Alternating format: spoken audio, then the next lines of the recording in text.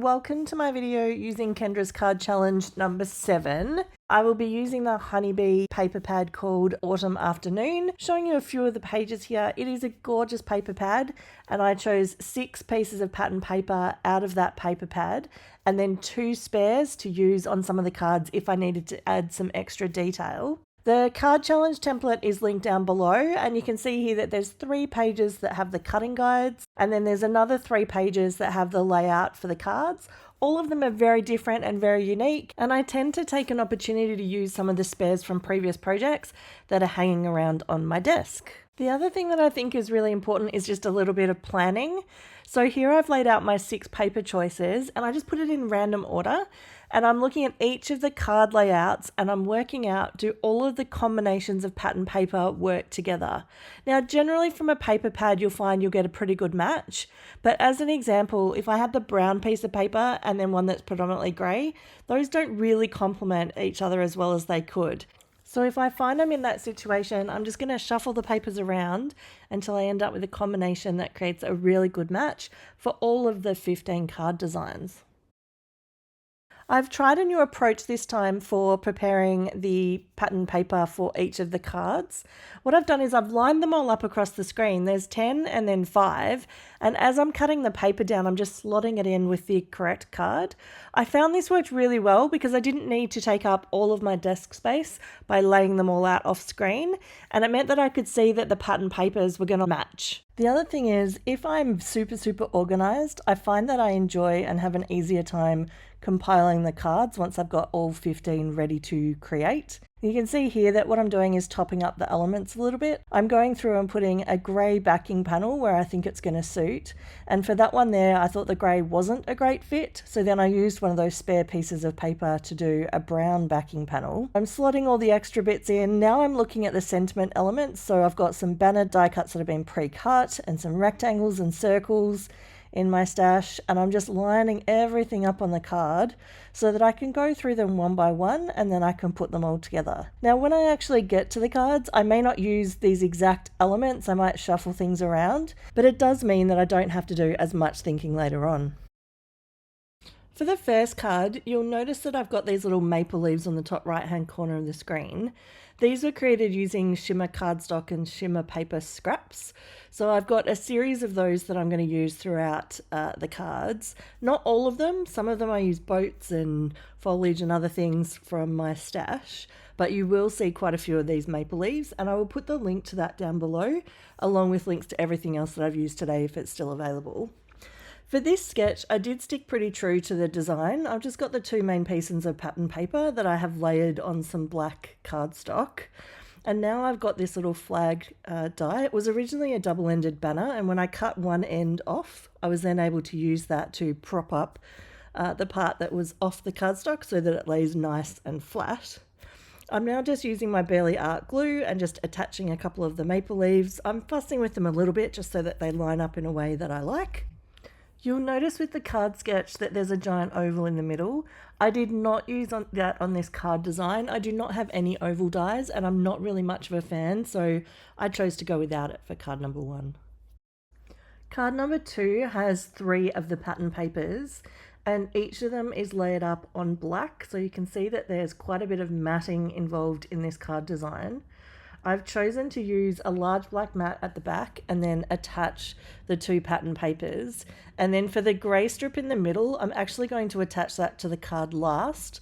What that means is if I've made any slight miscuts to the other pattern papers, the grey strip will balance it out and cover it up. This pattern paper with this leaves and foliage is absolutely gorgeous. I think it is my absolute favourite from the paper pad. And so I'm really glad that it's used on, I think, maybe 4 or 5 of the different cards. Just attaching a circle sentiment here. I'm going to add some extra cardstock so that, again, things lay nice and flat. So adding the circle. For this one, I definitely stayed true to the card design. I think that is exactly like the card design. So more so than I normally would. And so that is card number 2 complete. For card number 3, I actually attached the paper incorrectly to the black mat. So here I'm putting it in the middle and centering it. I think that's just naturally the way that I would do a card layout. And so I've lined it up, and then I've gotten to the end of the 3 pieces, and I've realized that card design actually expected you to put everything at the bottom of the black mat and then have a strip across the top. So I still like how it turned out, but it is a little bit different to the design. So if you want to hold true, you might need to be a little bit careful of that step. So I'm just adding this onto the white card base. I'm stamping myself a little sentiment on a banner. And so that one I did a little bit wonky. So you can see here that I've grabbed a spare banner, and if this happens to me, all I do is I stamp it again and then I layer it up. So I just add some liquid glue, put the banner on top, and then that gives me a little bit of dimension to my sentiment. I don't normally add dimension. I'd rather create multiple sentiment strips. But if I make a mistake on one, I do take the opportunity to not waste it. I'm just adding a couple of maple leaves to the left-hand side, and I was trying to decide the color scheme, and I decided not to use the gold because there's quite a bit of gray in this card already. So I went for the copper color instead, and that is card number 3. Card number 4 has a really unique design. I don't think I've ever seen a card sketch that looks similar to this. So it's always nice to see something really unique coming out of the Kendra's Card Challenge sketches. I'm doubling up my white here. I'm using kind of a heavy paper rather than a cardstock, and I wanted that element to have a bit of weight to it. It's one of the key focal points of the card, and I thought if I had that too flimsy, it's probably not going to hold its own on the card design. So I have this gorgeous pattern paper, again, one of my favorites for the strip along the bottom. And then I decided, because it was just one layer of paper, I didn't need to prop this up, so I'm putting this straight onto the card backing panel. Just being really careful to line it up so it's nice and straight. I then have a happy birthday from my stash, so I'm going to make a birthday card for once. I don't do that very often these days. My family will be very happy that there are a couple of birthday cards out of this layout. I didn't use a circle sentiment. I used a rectangle. I still love the design. I think it looks really, really good. And so this is me finishing up card number 4. If you're enjoying the video so far, I would really love it if you could hit the like button. It really does help the video spread to more viewers. Thank you so much. For card number 5, this one is a whole series of 3/4 of an inch strips. So 3 of them are patterns from the pattern paper, and then you supplement it with 2 pieces of cardstock. I have chosen to actually use the same color, so I have 2 that are black, and I'm just alternating them across the front of the card. So I've got pattern paper that's grey and white, and then the black, and then I've got one that has a bit of that sort of peach tone to it, then another black strip, and then for the 3rd strip, this is the one that's like the night sky that's also in the neutral tones. So I deliberately chose to put the one that had a bit of colour in the middle because it really helps balance out the card design. Again, I have not used an oval like the sketch, but I have adapted this to use a circle, and I've added a couple of my maple leaves. I've just balanced one on each side and then one in the middle. And I was thinking about propping this up on some extra cardstock, but I decided to keep it nice and flat on the card. So once I've attached that to the middle and it's nice and straight, I will then attach the card panel to the card base. I'm using A2 card bases here, so 5.5 by 4.25. It was really bugging me that I'd made a bit of a stamping error. So again, you'll see here that I have doubled up the sentiment strip to cover up the error. And that is the completed card number 5. For card number 6, I decided to leave one of the elements off the design, and it was because that pattern paper did not match the others that I had selected for this card. So the green on the right, so pattern paper E, did not match with the browns. I think it was a little risky of me to include some brown when there's so many greys in the paper design, but it does merge a little bit given that foliage paper has the browns and the greys, but it just did not work for the card layout. When I was attaching the small rectangles to the backing panel, I used the grid on my cutting mat, and that really helps make sure, especially when you're using 2 pieces of smaller paper behind an element, it really helps make sure that it's nice and straight and that they line up. And it really does look like it's one piece of paper that's going right behind this rectangle. I'm using a couple of my little maple leaves, and I have matted the white paper onto copper. I've then used a little hello die cut, and this is from my hot foiling adventure that I did recently. I have quite a few spare sentiments, and that is card number 6 complete. For card number 7, this is one of the ones where I actually used a boat as part of the design. So I've got a square of black that goes behind each of these banners. Now, when there's a card design that has banners, I normally don't do the banner part. Normally I just leave it as rectangles, and I try and map the rectangles or do something to make them a little bit more interesting. But given the entire design of this layout was predicated on these little banners, I thought I would give it a go, and I managed to cut them relatively well. I always worry that I'm not going to have them symmetrical and they're going to look messy, but I think this time it actually did work out okay. I'm attaching the two from the left and the right hand side first, and then the third one is layered up on top. I find it way easier to do this upside down because I can line up the edge where it's close to me, and I can get a better view of the pattern paper layer where it meets the edge of the card design. I've attached a boat instead of a star, and then I've got one of these little hello die cuts. Again, this was hot foiled, and that is card number 7. For card number 8, that little piece of silver foliage that you see on the left-hand side of my screen, I have had that on my desk for a very long period of time. So I was very excited when I decided that I could use that on this card sketch. This one is very, very simple. It's just 2 rectangles of paper, and I chose to mat them on black, and a rectangle on top where I'm going to have my foliage and my thanks die. Now, when I do a close-up of this, you'll see I actually used one of my piercing dies. This just added a little bit more interest to the background. So I'm adding the foliage to the rectangle, and then I'm going to layer up the thanks die cut. Now, the black on the outside is black hot foil, and I managed to create this sentiment using the negative from the foil piece that created the black on white.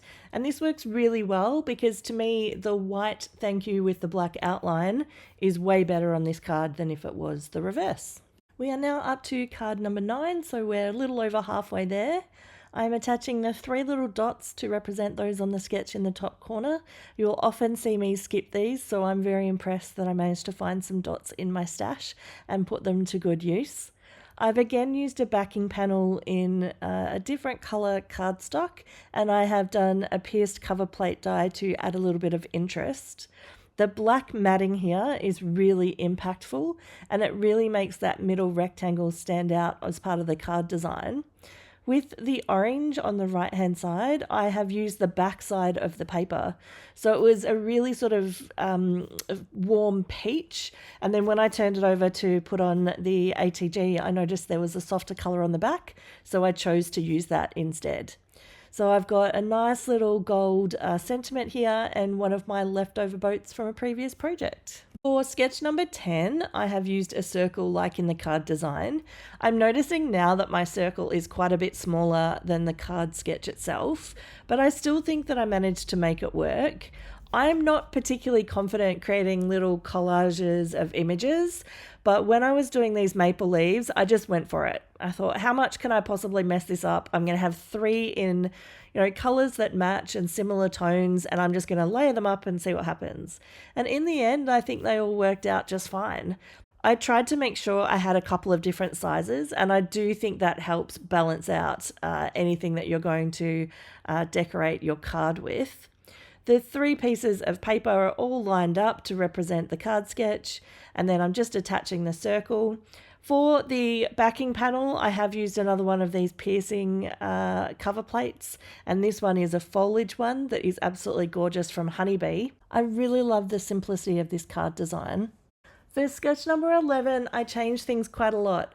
I did not realize at the time, because I had all of the elements of my card sitting there together, ready to just be put together. I then I winged it a little bit with some of the layouts, and I had picked a square to go onto the card and then decided that it wasn't the right size, and then I forgot to replace it. So I just did a row here of these maple leaves, and I put a giant thanks sentiment And then along the bottom, I did hold a little bit true to the fact that there's a bit of the pattern paper along the bottom. And I don't know, this is very different. It has the backing layer, it has the line along the bottom, and then it has the big rectangle. Other than that, it's quite different. So apologies for those people who like to really follow along. I did take quite a few liberties with this one. I do like the card. I think it turned out really well, but it does miss one of the key elements of the sketch. For card number 12, I had a challenge with the two pattern papers not matching as well as I would like. So again, I went rogue a little bit, but this time I decided to use some plain color cardstock that would match that really fantastic autumn or fall paper on the right hand side. So I had some bright orange and matches in really, really nicely with the two other pattern papers. And so I just went with it. This is definitely the brightest card of the bunch and provides a really nice contrast to the rest of the cards that I created today. I think this is also one of the only cards that I used a gold sentiment. Most of the others are black or silver. So it was really nice to be able to have that variety. This is the Autumn Afternoon paper pad from Honeybee, and honestly, it's fabulous. I absolutely love it.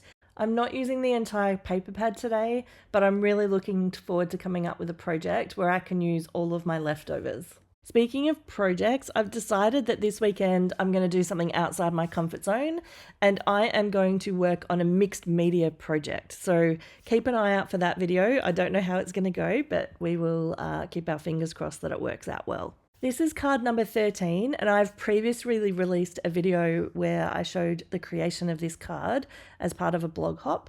I'm using a really basic layout here, so a grey backing panel. I've then got a beautiful piece of grey and white paper, and I did choose to embrace the monochromatic look of this and use black for the strips that go across the bottom. This is a shimmery cardstock that I had left over, so when I do zoom in on the card you might be able to see a bit of a glint or a glimmer. I have layered up some extra cardstock behind it so that there's not a noticeable dip, and I've put the middle strip on first, and then when I've put the second one I thought, will I put the strip at the bottom as per the card sketch, or should I consider putting it a bit higher up? And I very quickly decided it looked way better down the bottom, so I have added that third strip. I have some paper behind to make sure that this circle's not lopsided, and then I pop this onto the card. And this is a design that I'm going to use repeatedly because that strip of pattern paper will definitely help me use up some of my leftover scraps. For card number 14, this features this beautiful autumn or fall paper. It is so gorgeous. I love the gradient of the orange and the colors. It looks like leaves with like the sunshine shimmering off it. So that is the backing panel, and then instead of doing some large strips, I chose just to use one strip of gold that I had. I matted it in black so it would really stand out from the pattern paper, and then I created a little interest on my circle element with a few more of the maple leaves. I chose to put the happy birthday onto the strip at the bottom, and I've just realized there are no dots on this. So the 3 dots in the top right hand corner I did forget to include, which is pretty true to my statement earlier where I often skip those. So that is card number 14. We are up to the final card, and this has been a quite long video.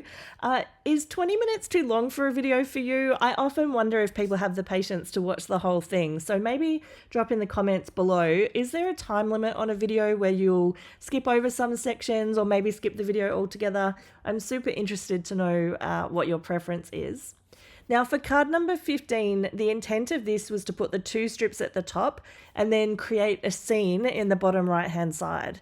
Because I wasn't using any other sort of embellishments other than the maple leaves, I found it was really difficult to create something like that. So instead I flipped the design upside down, added a big sentiment, a couple of maple leaves on the right hand side, and I had a well-balanced card that looks a little different to the sketch but maintains the key elements per the original design. Thanks so much for hanging out with me today. Here are the 15 cards that I created. Some of them have cool tones, some of them have warm tones. They're a bit of an eclectic mix, but this paper pad was fantastic to use and I have plenty to go. I've put a link here to a video that I think you might enjoy. Have a great day.